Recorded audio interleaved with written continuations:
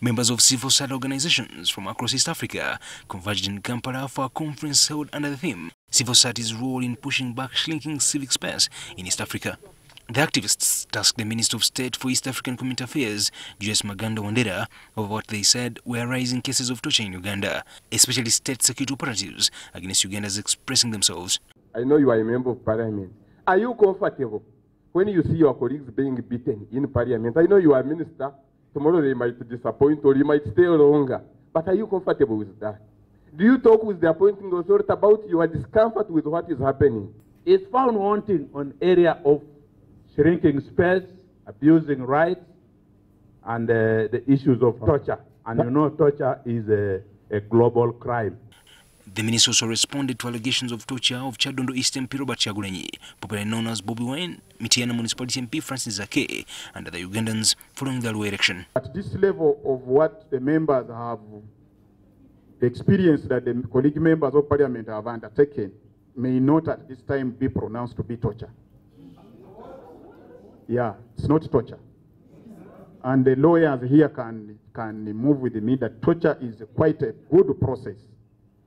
There have been harassment on the members of parliament.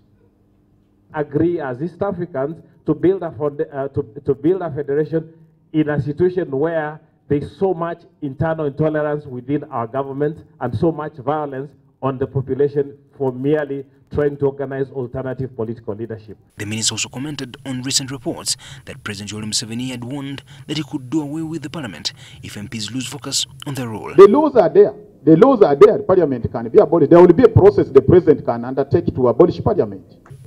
According to Article 96 of the Constitution, Parliament can only be dissolved upon the expiration of its term, prescribed by Article 77, and that term is 5 years. Minister Maganda also said government was investigating some NGOs for funding protests and failing illegal activities and would soon act on the report. And we have also information which at the right time we shall be able to reveal before you.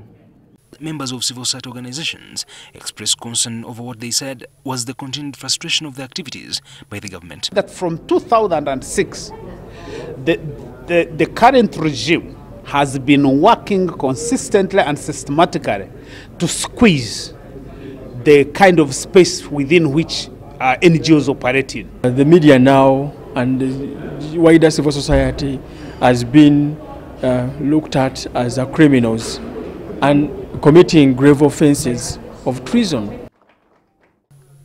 Ivan Chimbuchigozi, NTV.